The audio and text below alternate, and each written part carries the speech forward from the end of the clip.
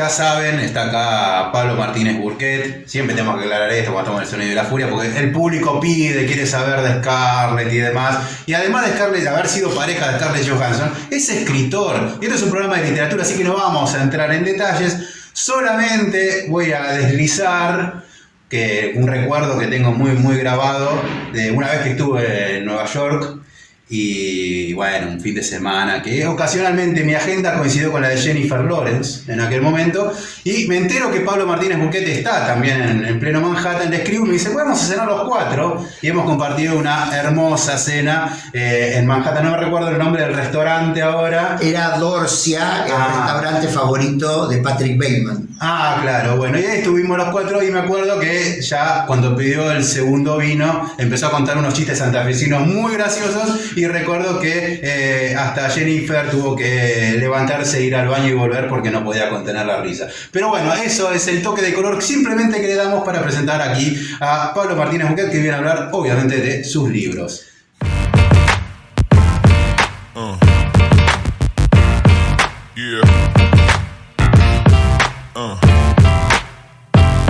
Muy buenas noches a todos, y digo muy buenas noches porque por supuesto la literatura sucede de noche, y en este caso más de noche que nunca, porque estamos, como lo pueden ver acá, con Pablo Martínez Burquet. Por fin, viejo, por fin. Qué alegría estar acá. Ustedes saben que yo soy... Eso sí que lo sigo desde Cemento. Y no es chiste.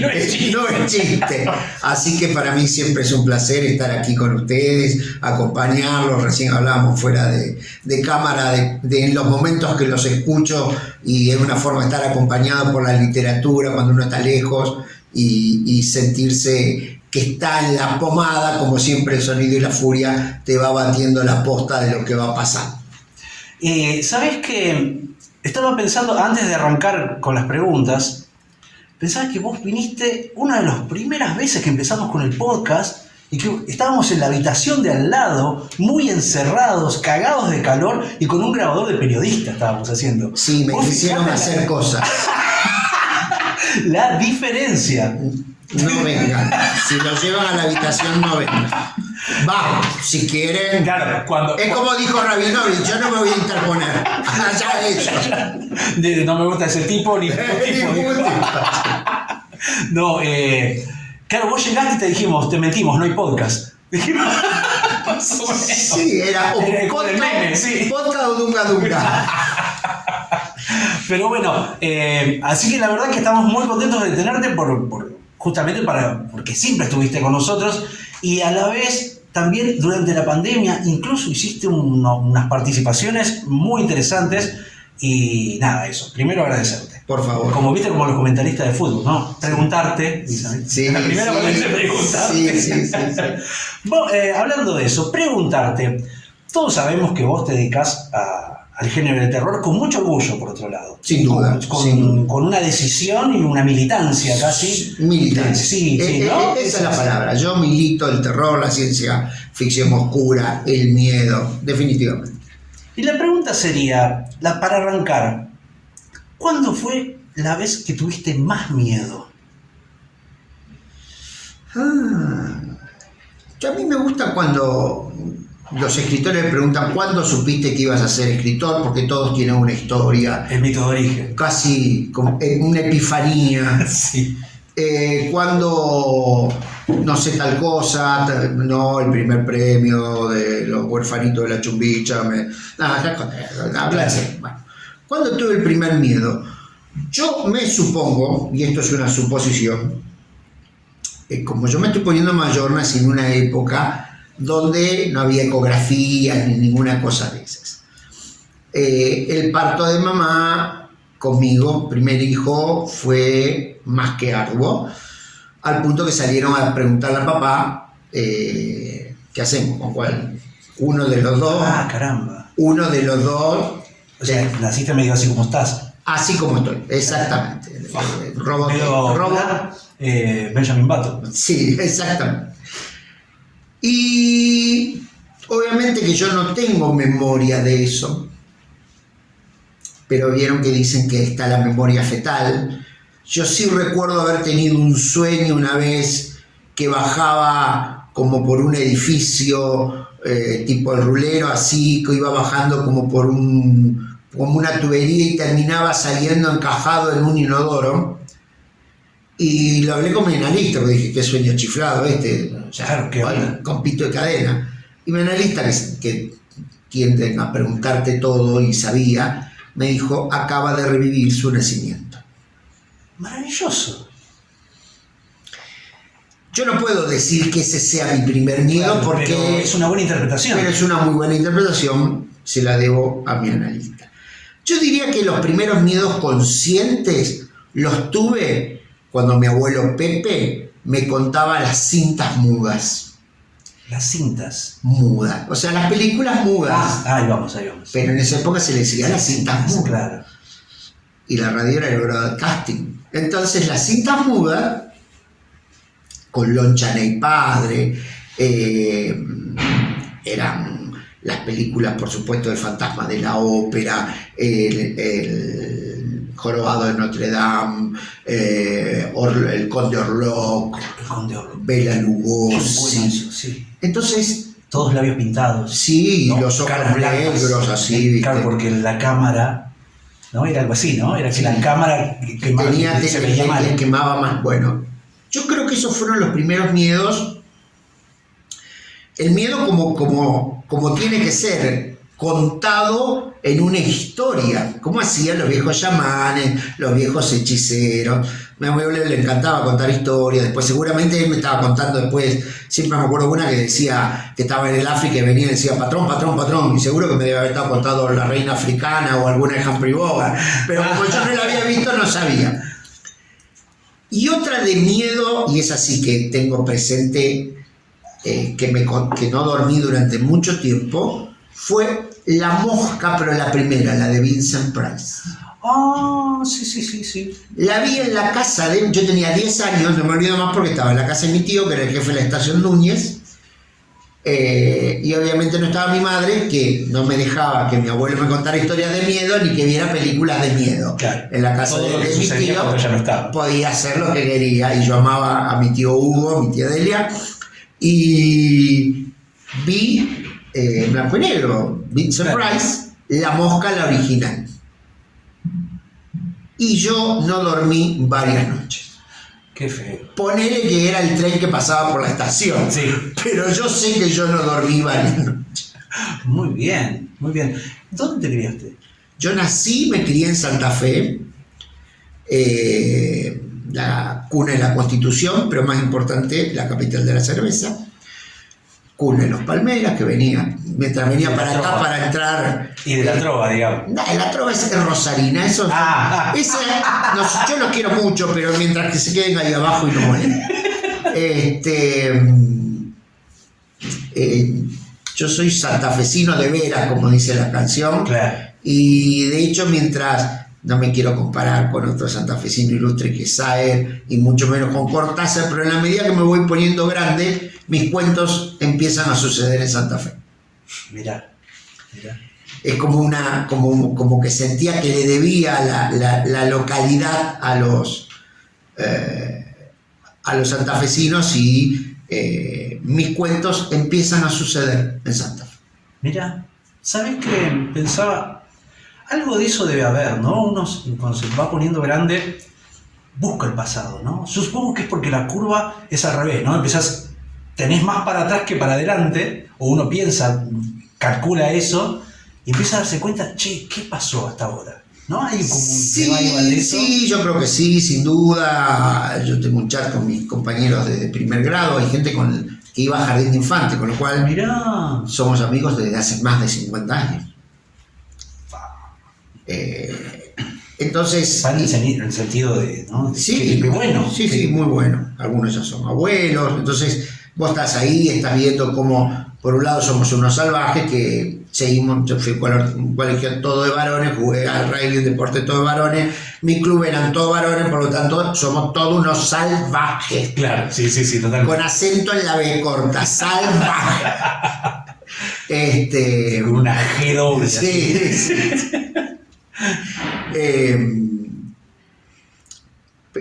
O una J, viste, así dibujada. Sí, bien. Bueno.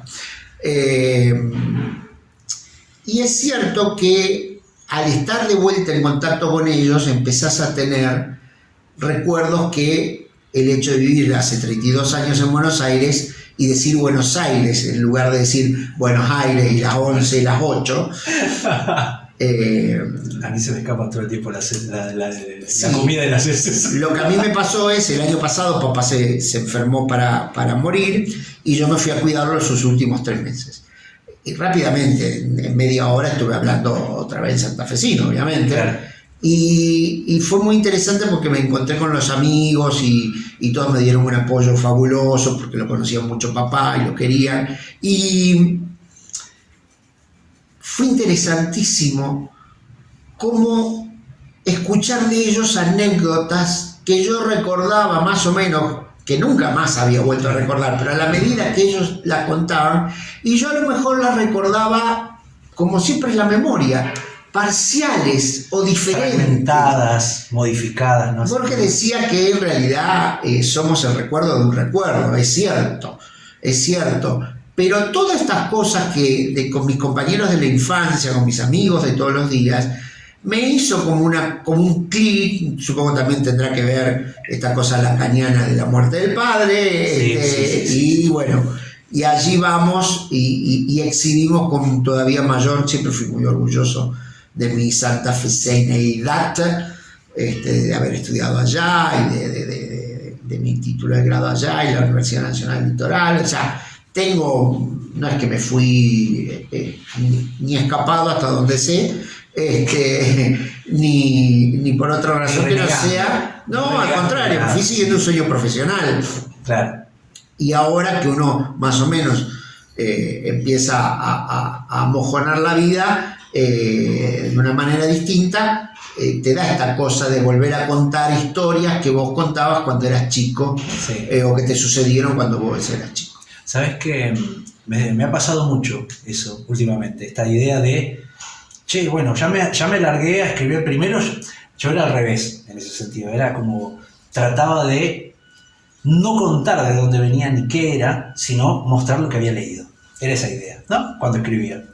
Y hasta que un día me cansé y dije, che, yo tengo que contar esto. Y eran las historias de mi pueblo, de mi gente, de mis cosas. No directamente, sino tratar el tema de eso, de esa infancia. Y volver y hacer como el reconto de la infancia, de alguna manera, y sacar de ahí material para escribir. Y siempre nos sobra. Y ¿sabes qué me pasó? Una vez hablaba con Emanuel Rosso. Sí. Le había mostrado 2 cuentos míos. Uno que se llamaba La procesión de las cabras, que era muy de baviano, y otro que era un cuento urbano acá de una pareja, ¿no? Él me decía, el de la pareja está perfecto, está perfectamente hecho, me dice, pero el otro es más lindo, me dice. Pues tiene El sentimiento. es más lindo porque le creo más, me dice. Tiene sentimiento. Hay otra cosa, claro. ¿Cómo ves vos la literatura? Porque vos venís de la parte digamos, de las leyes, primero, digamos, por una cuestión de estudios, no por gusto, porque evidentemente las historias te gustaban antes. Pero, Sí. A mí nunca jamás se me ocurrió decirle a mi mamá que iba a estudiar letras porque no estaba dentro de mi catálogo. Mi vieja decía cuando yo era chico que ella no parió un hijo, sino que parió un abogado. Y la verdad fuerte. Sí, me fue bien, no me puedo quejar. Pero siempre tenía. De Bolaño, que dice: soy huérfano, seré abogado. O sea, con una tristeza. Mirá, con una tristeza no lo dice eso con el principio. No, lo mío es un poco al revés. Es una vocación. Sí, ibas bien. Sí. Di muchos años, doy hace 30 años clases de Derecho en distintas universidades. O sea, el Derecho me gusta mucho. No es que serás cualquier cosa o si no serás abogado. Claro. Yo quería ser abogado. Pero indudablemente que desde muy chico tenía esta propensión, esta tendencia, primero a escuchar las historias y después hacerlo. Yo leía el Tony, el D'Artagnan, el Fantasía. Justo hace un rato estaba hablando de cómic. Y uno,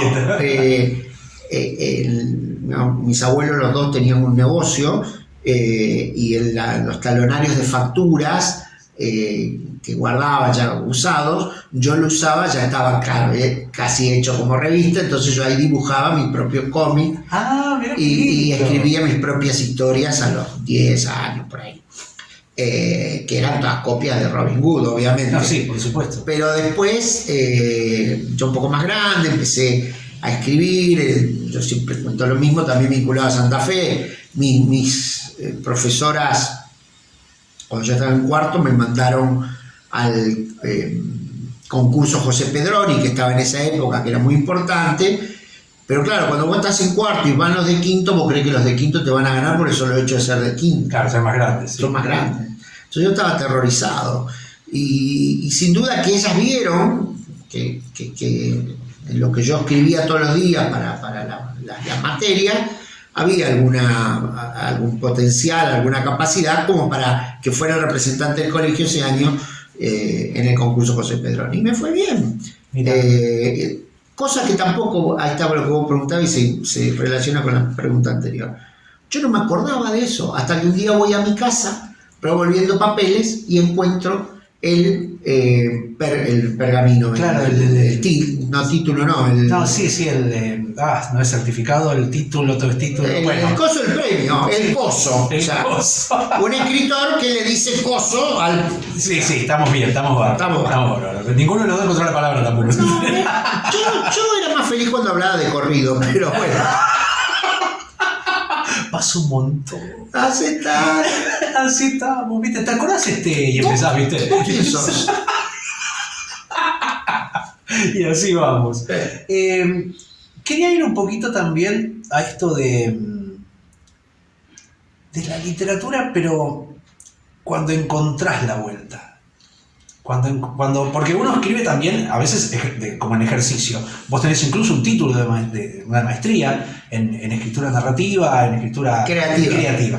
Y hay cosas que son de ejercicio, ¿no? Pero hay algo más, ¿no?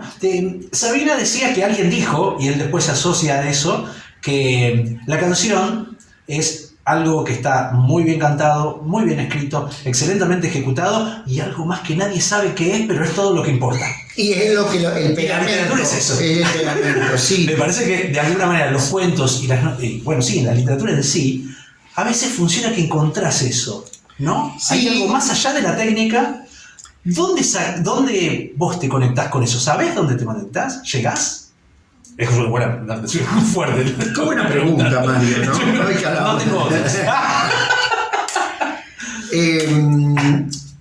A ver, te voy a contestar con Sabina. Dale. Hay un tema que dice, a veces la vida se me va en lo que escribo. Excelente. Yo creo que ese pegamento, ese filamento invisible que ata la historia, porque a veces uno debería, todas las veces, escribir una historia que, como diría Lelutier, que ya lo citamos hoy, por el final finaliza y empieza por adelante. Es decir, que tenga estructura, claro, que tenga tensión narrativa, claro, que tenga clímax, que tenga finalmente haya una catarsis, que siga eventualmente el camino del héroe y que tenga un final. Claro. Que esté escrita razonablemente en un castellano entendible, legible. Y a lo mejor el relato es perfecta, como vos me decías. El relato es, si vos lo medís, cumple con cada una de los parámetros de la estructura, la estructura, sí, todo, muy bien. Vos lo lees y sí, qué buen relato, pero no te dice nada.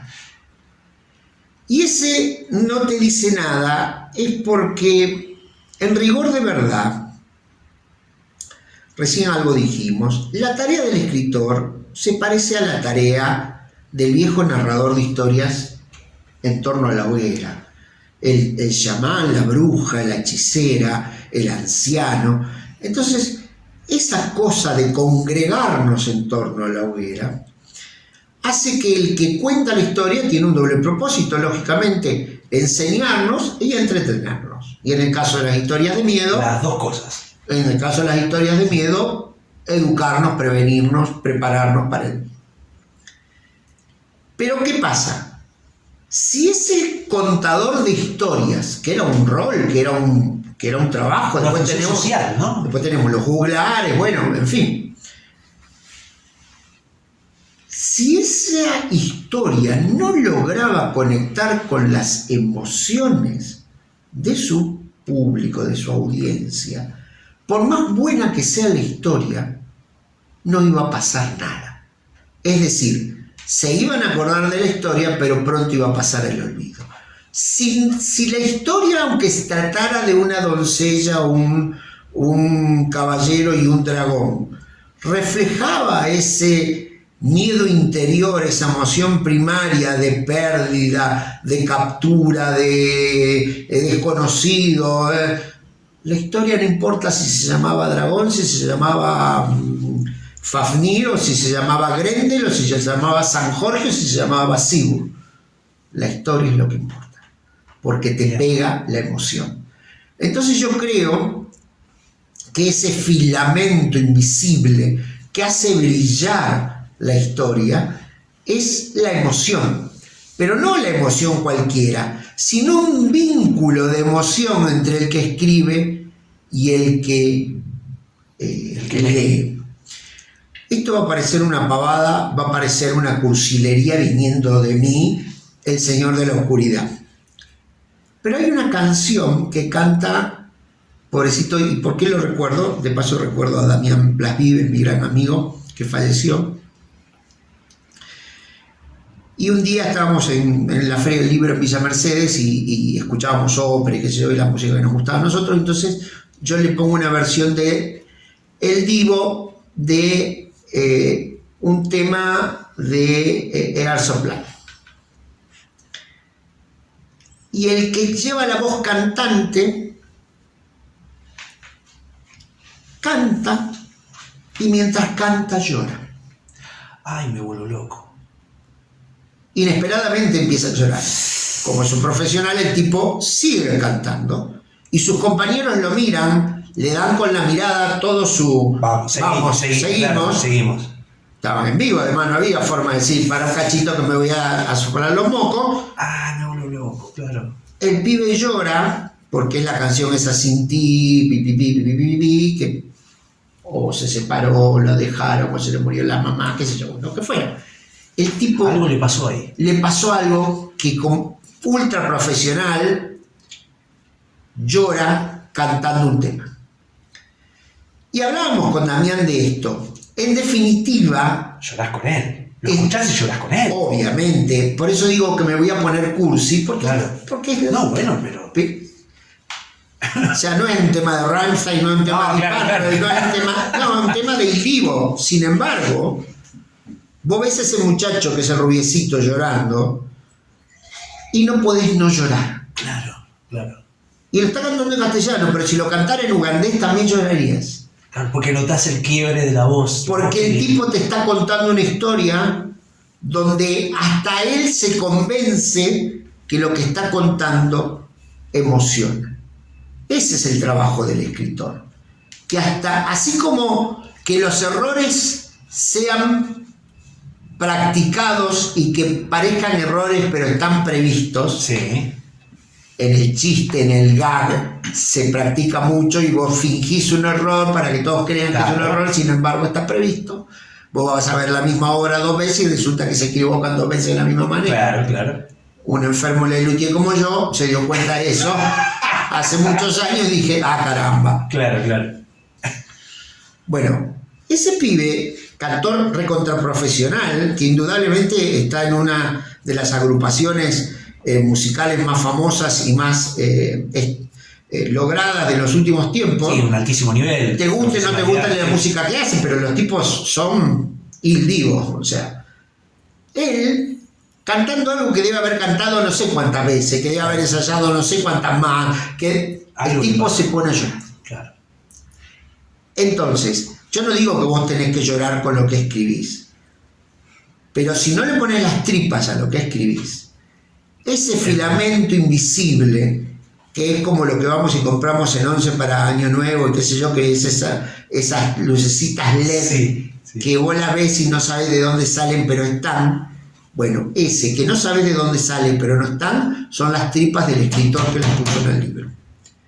Y que comulgan, uso la palabra religiosa a propósito, comulgan con tus tripas. Bien. Y entonces ese hilo, ese filamento se convierte en diálogo, pero no un diálogo verbal, se convierte en un diálogo de emociones. Los que escribimos terror, que nuestro material es la emoción primaria, que es el miedo, como dijo Lovecraft, si no logramos que el que lee sienta, aunque sea incomodidad, estamos haciendo mal nuestro trabajo. Bien, bien, bien. Me gustó eso de incomodidad. Te voy a hablar, quería mostrar y contar sobre El banquete de Tántalo, que es el último que sacaste. El último que saqué, sí. Por Mor de Muertos. Como siempre, orgullosamente Mor de Muertos. Por supuesto. Qué impresionado con el libro. Hay algo, y ahí acá es el valor para mí de ciertas cosas. Hay algo monstruoso en la cantidad de cuentos y en las diferentes formas de los cuentos, porque tenés de diferentes maneras, con unos narradores extrañísimos, muchos primera persona, digo, esto es legado Poe, ¿no? La confesión, ¿no? El cuento de la confesión. Y hay algo que a todos de alguna manera los une, que a mí me sonó, no te lo puedo explicar, pero a mí me sonó bíblico. Hay algo en ese lenguaje que es bíblico. Hay uno que es el que venía repasando, justamente el de... Ya te digo qué título es, para que... Fragmentos del Mesías leproso. Por otro lado, Mesías leproso. Si no tenía lenguaje bíblico, eso no había nada. Sí, ¿no? eso está en la canción de Sigurd Stardust. Claro. Y por eso quería hablar de él, porque amo a Bowie, así que vamos a hablar de casi me pongo una remera de Bowie, pero como me pediste que me pusiera una remera de las mías, esas pulentosas, me puse esta de los muertos vivos. Yo fui a un colegio de curas. Sí. No reniego haber ido a un colegio de curas, no reniego de la formación religiosa que tuve, no reniego de venir de una familia religiosa. Con la edad, con las cosas, uno va siendo más o menos religioso. Atenúa ciertas cosas. O las agrava. Bueno. El tiempo que atenúa los recuerdos agrava el del Zaire. ¡Bravo! ¡Bravo! Siempre cuando entra una cita de Borges. El tipo ahí ¡pah! Claro. Pega con efecto y de revés para que pique y salga. Bueno, muy bien. Entonces es posible que permee un lenguaje o un armado bíblico. Claro. Pero esto que vos decís, que la verdad que no lo había pensado, y es la riqueza que tiene uno de recibir de primera mano y de alguien que sabe su devolución, me lleva a pensar en otra cosa. A mí el terror que a mí personalmente me gusta, supongo que por estas historias que yo te digo que fueron mis primeras experiencias con el terror, poco tienen que ver. Si vos te fijas en el banquete de Tántalo, casi no hay sangre. Es verdad. No hay Buen dato. slashers. Buen dato. ¿Sí? Ojo, no es que no me guste. No están en el sentido del terror del asesino, digamos. Exactamente. ¿No? ¿Por qué? Porque para mí, a pesar de que obviamente disfruto Jason, Mike Myers, ¿cómo se llama? Freddy Krueger. De hecho, de los tres más famosos slasher, el que más me gusta a mí es Freddy Krueger, porque es un slasher onírico. Fantástico. Sobrenatural. Mi terror, o el terror que digamos a mí me gusta y por lo tanto es el que yo escribo, se vincula más con el terror sobrenatural, porque el del slasher, el del asesino, el de la tortura, obviamente que causa terror, causa miedo, pero en el fondo es una batalla. Los cruzados contra los moros, los alemanes nazis contra los aliados, los yanquis contra los vietnamitas, qué sé yo, lo que sea, lo que se te ocurra. Es una metáfora corta. Exactamente. Metáfora corta. El referente es inmediato. El enemigo, es lógico, se llama enemigo, que me ataque. y siempre va a haber uno que te traiciona. ¿Por qué? Porque los amigos te traicionan y entonces está Leónidas que vienen los otros y aparece el Fialtes que es el jorobadito, que bueno. En el fondo, eso es una de miedo. ¿Por qué? Porque hay una tropa que te va a matar y hay otra tropa que te quiere despeñar del coso. Hay en uno de los capítulos de una de las series de los vikingos, las fuerzas inglesas empujan con los escudos a los vikingos contra el promontorio y los tipos empiezan a caer. Sí. No debe haber terror peor que saber que no solo que te vas a morir, sino que te vas a morir despeñado. O la cosa es que te meten un espadazo. Claro, bueno, lo veías venir. Y por supuesto allá se siente turú, turú, turú. Faltaba Gandalf que apareciera. Bueno, no era Gandalf, pero era más o menos. Bueno. Ese miedo es un miedo terrenal. No es que lo desdeñe. No. Pero ese miedo a que te roben, el miedo a que te maten, el miedo a que... O sea, es un miedo... cotidiano, sí, como todos los miedos que yo escribo, pero a mí me gusta que ese miedo, que eso cotidiano cobre una dimensión sobrenatural. El otro día alguien escribió un comentario y me gustó porque dijo: das la vuelta a la esquina de tu casa y encontrás un portal donde traidor y traicionado se encuentran, se topan entre sí. Ese es el miedo que yo escribo, el que hace que las cosas de todos los días, las cosas familiares, dejen de serlo, porque hay un agente sobrenatural, pero no necesariamente divino, angélico, demoníaco, no. Lo sobrenatural en Lovecraft prescindía de todo elemento de piedad. Sí, sí. Entonces no necesariamente mis miedos sobrenaturales tienen que ver con demonios o con... No, tienen que ver con cosas, como dijo Fisher, con lo raro. Con lo raro. Fisher, Mark. Sí, señor. Oh, como lo adoro. Él Con dice, Mati somos muy fanáticos de Mark Fisher. Lo raro es... Tú sabes que yo, aparte de escribir, trato de ser un estudioso del género. Entonces, leo. Y él dice algo que se puede resumir, y que Fisher me perdone, es: vos mirás una pared y ves una mancha, y esa mancha en la pared no tenía que estar. Vos que decís, puta, se rompió el caño del baile. Claro. Eso que está ahí, que no debería estar, es lo raro, lo anómalo, lo fuera de norma. Ahí está. Lo que no debería estar. Ese es mi miedo, el miedo que yo trabajo. Es... De repente en tu vida común aparece algo que no tenía que estar. Y no solo no tenía que estar, sino que es terrorífico, es ominoso, y en muchos casos te va a la vida, o a la loca que vos dijiste, te volvés loco. Claro. Me encanta la idea de pensar en eso, porque pensaba en esto de que lo fantástico, siempre yo defiendo. El otro día estuve en un colegio dando un taller literario, me invitó una amiga para su curso, el curso de los chicos que está dando clase, y me preguntaban sobre los realistas y cuánto había de la vida de uno, viste que es una pregunta muy típica. Y yo les decía, a mí me interesa más lo fantástico porque me parece que lo fantástico es una mejor metáfora de trabajar la coyuntura. Indudablemente es lo mismo que la ciencia ficción. La gente cree que la ciencia ficción es literatura de anticipación, como decía Borges. No, señor. Usted está usando un efecto o un wow o un pedal para distorsionar el sonido de su guitarra y que suene otra cosa cuando en realidad lo que está tocando es un la sostenido.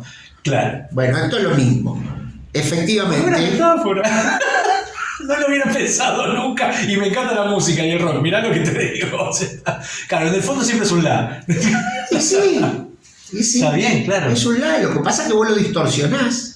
Y la ciencia ficción habla de otro lugar para hablar de acá. Exactamente. Es tremendo. Exactamente. Hay Eso es la mucho de ciencia ficción en El banquete de Tántalo.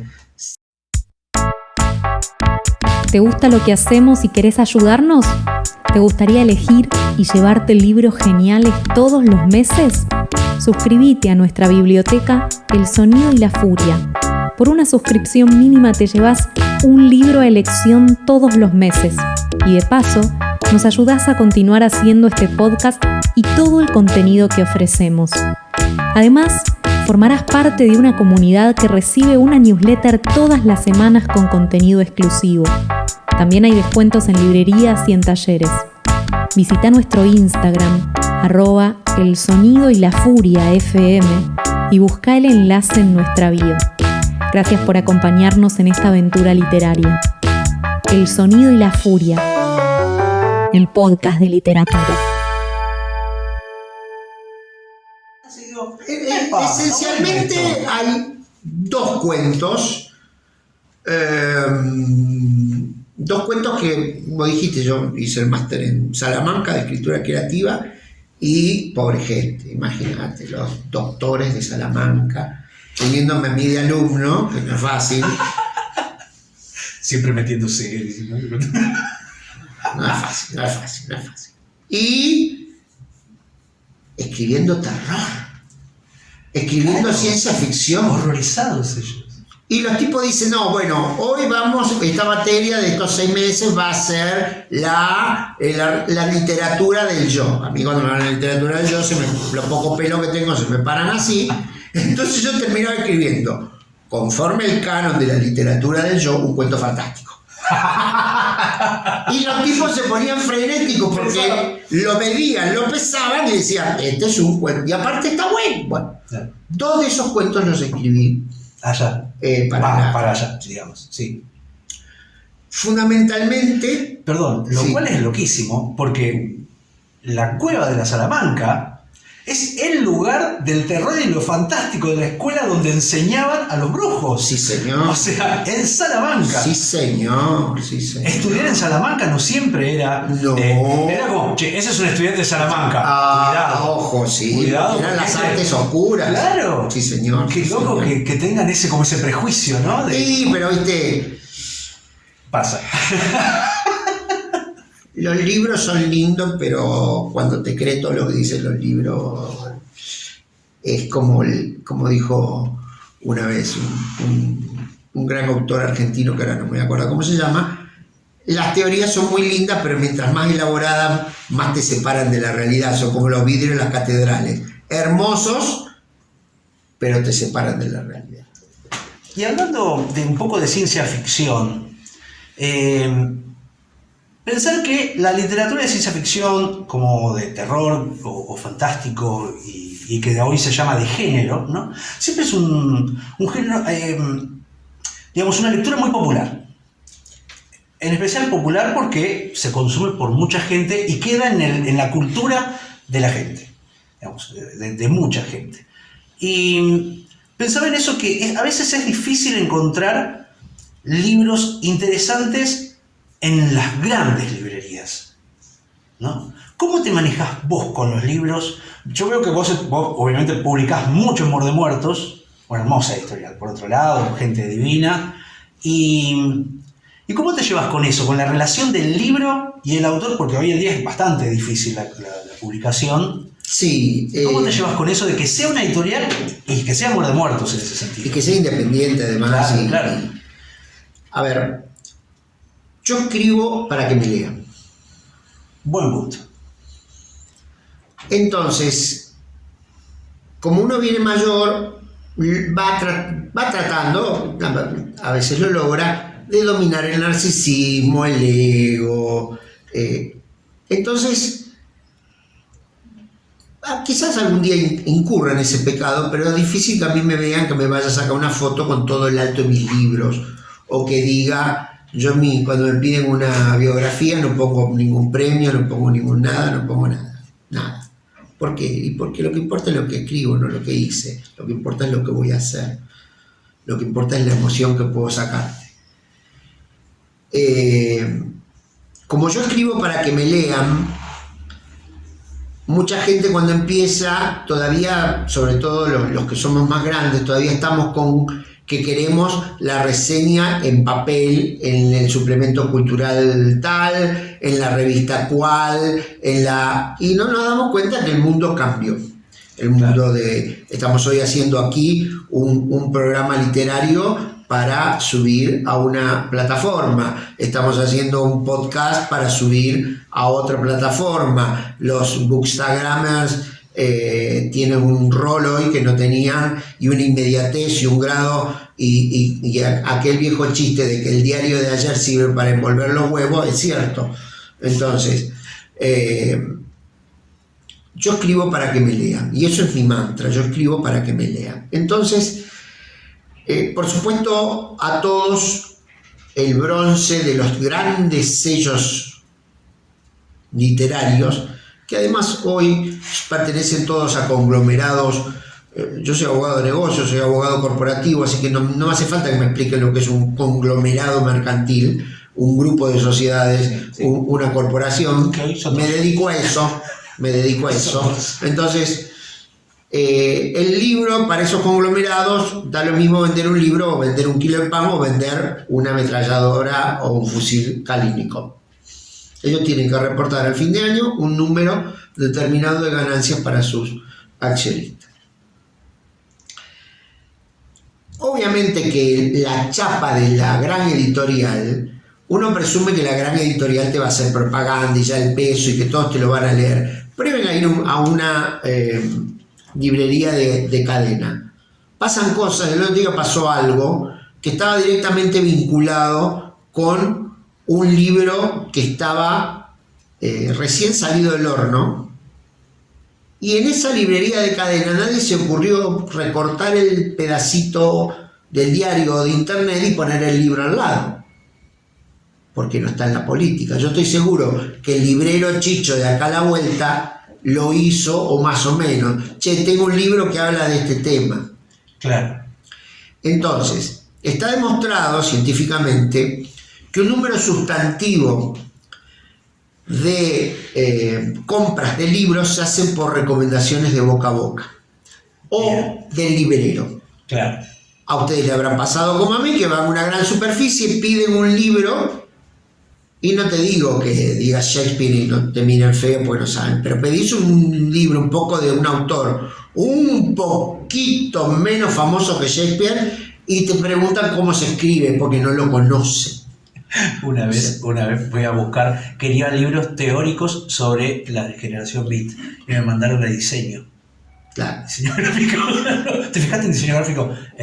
No, pero es que me voy. No es una generación, es una degeneración. Tremendo. Bueno, eso pasa todos los días. Yo me gusta andar por las librerías viendo qué pasa, escuchando, mirando, miro mucho qué hace la gente, cómo mira. Por eso las tapas de mis libros tienen todo un laburo detrás, porque es tu primera acercación, tu primera aproximación, tu primer acercamiento al libro.